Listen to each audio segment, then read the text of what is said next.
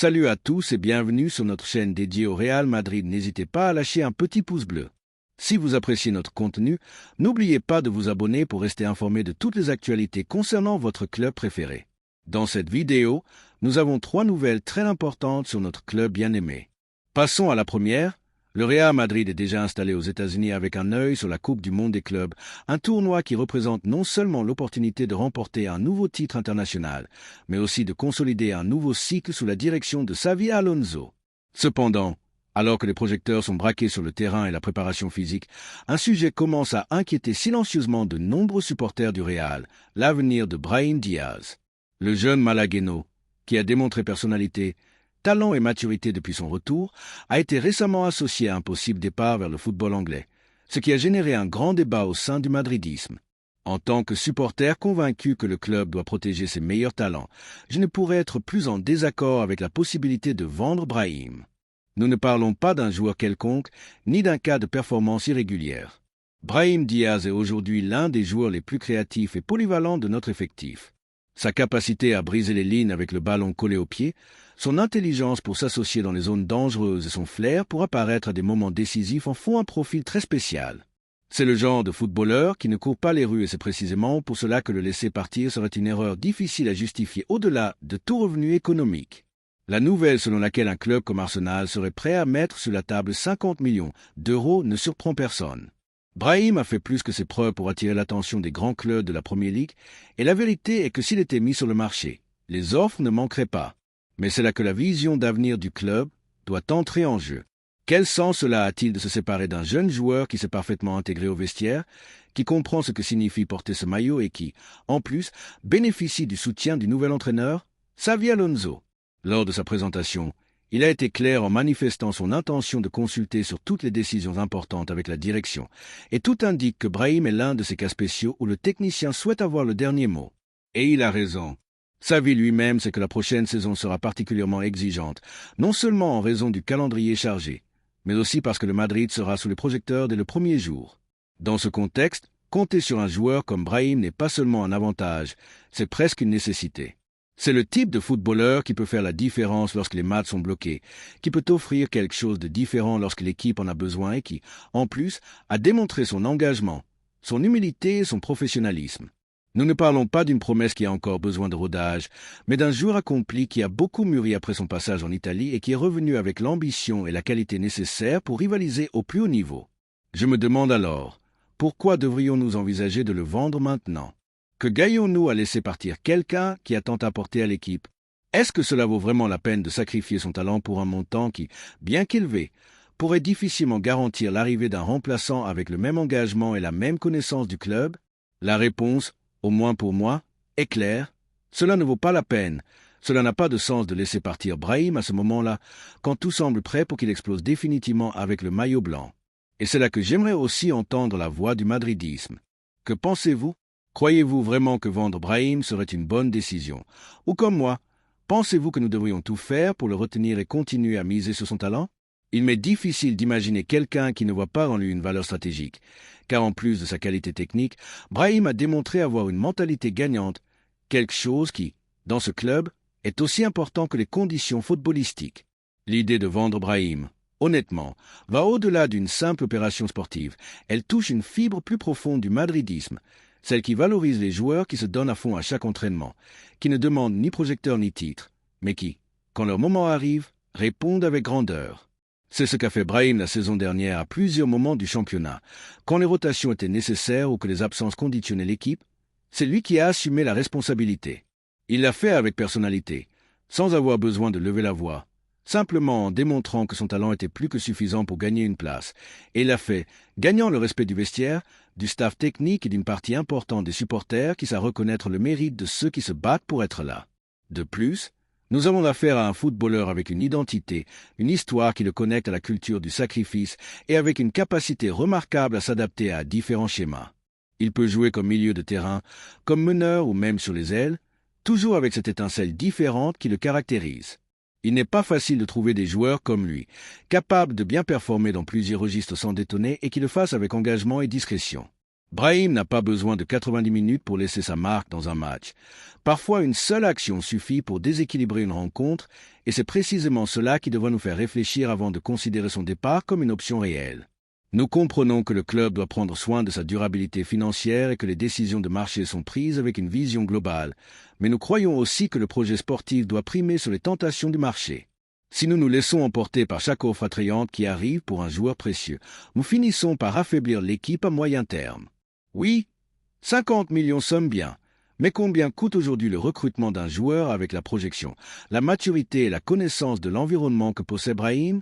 Quelle garantie avons-nous que celui qui viendra pourra rendre la même performance? Très peu ou aucune, et c'est pourquoi la meilleure décision n'est pas de le vendre, mais de le sécuriser, de le renouveler si nécessaire, de lui faire sentir qu'il fait partie du noyau de ce projet.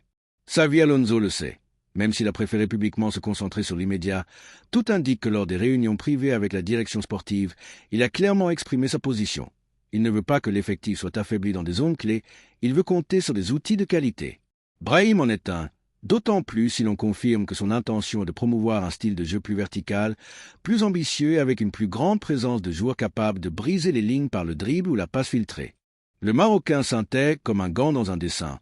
En fait, son profil est assez rare dans le football actuel, dominé par des extrêmes rapides mais avec peu de lecture de jeu intérieur.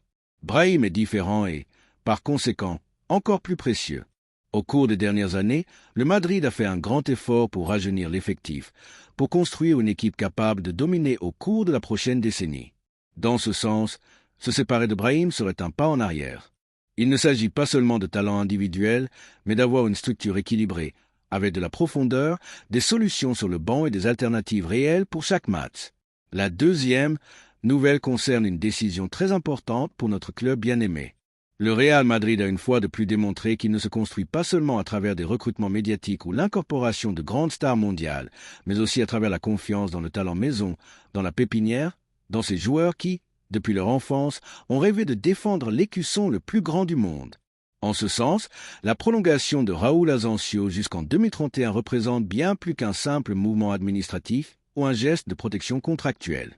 C'est sans aucun doute une déclaration d'intention, un pari ferme sur l'un des talents les plus prometteurs issus de l'académie au cours des dernières années. Le club a sécurisé le jeune défenseur central avec une clause de résiliation de 1 000 millions d'euros, un chiffre symbolique qui reflète le statut qu'on souhaite lui accorder au sein du projet sportif des années à venir. Ce chiffre, bien qu'il puisse sembler exorbitant, est un message sans équivoque tant pour le joueur que pour le reste de l'Europe. Raúl est un patrimoine du Real Madrid et n'est pas à vendre. Le mouvement de prolongation intervient également dans un contexte de pression externe considérable. On sait que des clubs de grand poids sur le continent, comme le Paris Saint-Germain, Chelsea, le Milan ou Porto, étaient très intéressés par ces services. En fait, certains de ces clubs ont présenté des offres formelles, et même le club parisien était prêt à payer l'ancienne clause de 50 millions d'euros. Mais face à l'insistance externe, Raúl Asensio est resté ferme dans son désir de continuer à la Casablanca. Ce type d'engagement et de fidélité chez un footballeur si jeune est de plus en plus difficile à trouver dans le football moderne, et du point de vue madridiste, on ne peut qu'applaudir. Il n'y a aucun doute que cette prolongation est une excellente nouvelle pour tous ceux qui ressentent ses couleurs. Raúl est un défenseur qui combine la robustesse, la lecture du jeu, une bonne sortie de balle et la personnalité. Il a surmonté des obstacles importants, y compris une longue période d'absence due à une blessure, mais il est revenu en démontrant qu'il était prêt à rivaliser dans l'élite. Cette décision permet également au club de projeter avec plus de stabilité la conception de son effectif pour les prochaines saisons, sachant que dans cette position, il y a un pari d'avenir solide et de qualité. La prolongation de Raúl Asensio n'est pas seulement une victoire sportive pour le club, mais aussi un message puissant à toute l'afition madridiste. À une époque où la pression médiatique peut faire vaciller les jeunes talents et où la tentation de partir chercher des minutes de jeu dans d'autres clubs est toujours présente, le fait qu'un joueur issu de la pépinière réaffirme son engagement et reçoit la confiance absolue du Real Madrid est une source de fierté et d'espoir. C'est un pas qui garantit la continuité et renforce l'idée que le Real Madrid reste une famille, un projet à long terme où l'on ne recherche pas seulement des résultats immédiats, mais où l'on cultive également des valeurs comme la patience, le travail acharné et le sentiment d'appartenance. Raúl a démontré être un professionnel exemplaire à chaque entraînement et à chaque opportunité qui lui a été offerte pour démontrer sa qualité. Maintenant, avec ce contrat qui le lie jusqu'en 2031, il a une plateforme plus solide pour continuer à grandir, pour affiner ses vertus et surmonter ses faiblesses. Le club a mis tous les moyens à sa disposition pour qu'il puisse atteindre son plein potentiel, il est clair que le joueur a répondu avec engagement et attitude. Dans ce sens, il est fondamental de souligner le rôle du staff technique et de la direction sportive qui ont su miser sur lui au bon moment, même lorsque les blessures mettaient en doute sa continuité. Avec cette prolongation, le Real Madrid assure que sa pépinière n'est pas seulement une source de talent pour l'avenir, mais aussi un actif stratégique clé pour rivaliser au niveau mondial. Bien sûr, ce pari répond également à une planification économique intelligente, car la stabilité contractuelle de Raúl évite la perte de talent à bas coût et place le club dans une position de force pour négocier à l'avenir si nécessaire. Mais au-delà de l'aspect purement économique, ce qui importe pour les madridistes, c'est que le club forme, maintienne et promeut ses joueurs les plus précieux et à plus fort potentiel, et Raúl Asensio en est un. Maintenant, cette nouvelle arrive à un moment crucial, avec le Real Madrid déjà tourné vers la Coupe du Monde des clubs et la saison 2025 à 2026. L'effectif a besoin d'équilibre, de qualité et de profondeur, et compter sur un footballeur comme Raúl assure que ses caractéristiques se maintiennent au cœur de la défense. L'arrivée du Canarien est également un signal clair que le club a confiance en ce que le bloc de jeunes issus de la pépinière doit être une partie fondamentale de l'avenir et non un pari risqué ou temporaire. Par conséquent, du point de vue sportif, cette prolongation est une garantie pour les supporters qui peut être tranquille en sachant qu'un joueur maison qui connaît la philosophie et l'exigence du club continuera à défendre les couleurs pendant de nombreuses années. De plus, la clause de sortie impose un obstacle important pour tout club intéressé, ce qui renforce l'idée que le Real Madrid a fermé les rangs pour protéger son patrimoine. Cela donne également de la tranquillité aux supporters, qui savent que la situation des autres saisons où certains talents sont partis trop tôt ou pour des sommes dérisoires ne se répétera pas. Pour toutes ces raisons, il semble que la décision de prolonger Raúl Asensio soit non seulement judicieuse, mais nécessaire et cohérente avec l'histoire et la tradition madridiste qui a toujours valorisé l'intégration de la pépinière dans la structure de l'équipe première. Maintenant, la question que j'aimerais poser à tous les madridistes est « Que pensez-vous de cette prolongation ? Croyez-vous que Raúl a ce qu'il faut pour être un pilier du Real Madrid dans les années à venir ? Avez-vous confiance en ce que miser sur les joueurs formés à la maison est la meilleure stratégie pour continuer à gagner des titres ? J'attends votre opinion, car cette décision ouvre un éventail de possibilités pour l'avenir blanc, et il serait intéressant de connaître l'avis des supporters. Êtes-vous content que l'on continue à faire confiance aux joyaux de la pépinière, ou préfériez-vous que le club cherche d'autres alternatives sur le marché ? Quelles sont vos attentes concernant Raúl et son développement dans l'équipe ? De cette manière, nous pouvons générer un débat enrichissant sur la voie que le club doit prendre dans les prochaines saisons et sur l'importance de se renforcer de l'intérieur avec des jeunes talents et engagés, le projet qui a remporté tant de succès. Cette prolongation est sans aucun doute un pas de plus dans cette direction. Et maintenant, c'est à Raúl de démontrer sur le terrain qu'il mérite toute cette confiance et que son rêve de porter le maillot blanc et de soulever tous les titres possibles peut devenir une histoire inoubliable. La troisième nouvelle est un coup de tonnerre au Real Madrid. En tant que supporter de plus de cet écusson que nous aimons tant, je ne peux qu'applaudir debout la décision qui se prépare dans les bureaux de notre cher Real Madrid. C'est un mouvement qui, pour moi, a tout le sens du monde et qui démontre une fois de plus pourquoi nous sommes le club le plus grand de l'histoire. On parle de la Coupe du Monde des clubs de la saison 2025 à 2026 et de la manière dont Xavi Alonso, notre futur entraîneur, trace déjà la voie. Et s'il y a une chose que Xavi a toujours démontré, c'est qu'il est un homme de football, un stratège qui ne laisse rien au hasard. Lorsque Xavi Alonso parle d'avancer les processus et de nous connaître, il pose les bases de ce qui sera une équipe solide, ambitieuse, surtout avec une identité claire. L'opportunité de se battre pour un autre titre, la première Coupe du Monde des clubs sous ce nouveau format, est le scénario parfait pour que l'équipe commence à montrer de quoi elle est faite. Mais au-delà de l'éclat des trophées, ce qui m'enthousiasme vraiment, c'est cette vision à long terme, cette préoccupation d'avoir les outils nécessaires pour affronter tout défi. Le football moderne est un carrousel d'exigences, un calendrier impitoyable qui ne pardonne pas l'improvisation. Et c'est précisément dans cette planification minutieuse que se forgent les grands succès. Pensez à la saison 2025 à 2026 aujourd'hui, tout en préparant la Coupe du Monde des clubs, est la preuve irréfutable que le club ne vit pas au jour le jour, mais projette sa grandeur vers l'avenir. C'est la différence entre être une équipe qui réagit et une équipe qui domine. Et c'est là qu'intervient la nouvelle qui m'a rempli de fierté madridiste jusqu'à la moelle, la montée de Joan Martinez. Quelle joie! Ce n'est pas seulement un recrutement de plus, ce n'est pas un achat millionnaire de ceux qui, bien que parfois nécessaire, ne se connectent pas avec l'âme du madridisme de la même manière. C'est le pari sur la pépinière, sur le talent qui se forge dans notre propre maison, à la Fabrica. C'est un message clair pour tous les jeunes qui rêvent de porter ce maillot, qui suent chaque goutte à Valdebebas, qui sacrifient leur enfance pour un ballon. Si tu travailles, si tu t'efforces, Si tu démontres de la qualité, le Real Madrid te donnera l'opportunité. Et cela, mes amis, est quelque chose qui nous différencie de beaucoup d'autres. C'est un retour à nos valeurs fondatrices, une réaffirmation que par-dessus les grands noms se trouve l'essence du club, la formation et le développement des talents maison. Le fait que Xavi Alonso, même avant d'atterrir définitivement sur le banc, pense déjà à la ligne défensive en dit long sur son engagement et sa vision du jeu. Nous savons tout ce que nous avons souffert ces derniers temps avec les blessures à cette position. Nous avons vu comment des joueurs vitaux sont tombés, laissant un trou qui semblait parfois impossible à combler. La défense est le fondement sur lequel se construit toute équipe championne.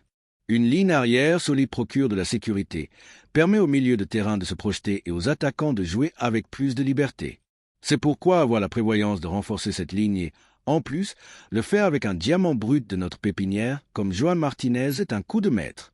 C'est l'intelligence sportive à son maximum. Il ne s'agit pas de colmater, mais de construire avec une base robuste et durable. Le journaliste Manu de Rouen l'a expliqué à la perfection. La liste des défenseurs centraux de Madrid est composée de Militao, Rudiger, Asensio, Wixen et Alaba.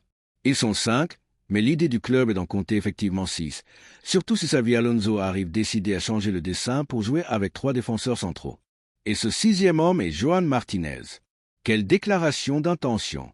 Un jeune qui, malgré une rupture des ligaments croisés, a déjà laissé d'excellentes sensations lors de la pré-saison aux États-Unis.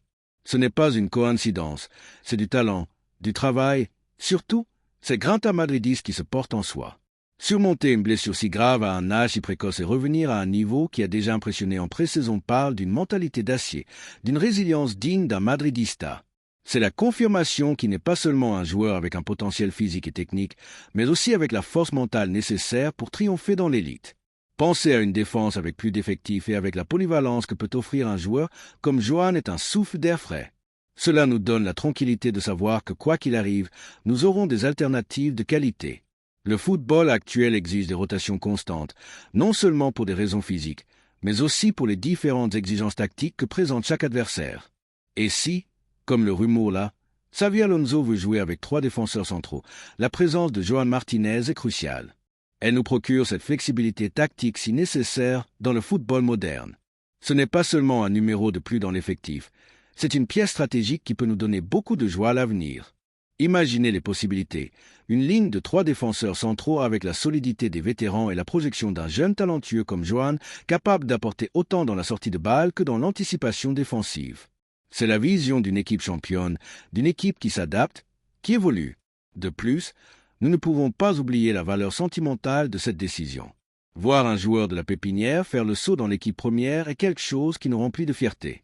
C'est la preuve que la pépinière continue de fonctionner, continue de produire du talent de premier niveau. C'est la connexion avec nos racines, avec l'histoire d'un club qui a toujours misé sur les siens, de Di Stefano au Galactique. Le Real Madrid a toujours su combiner la magie des grandes stars avec le cœur de ses joueurs formés à la maison.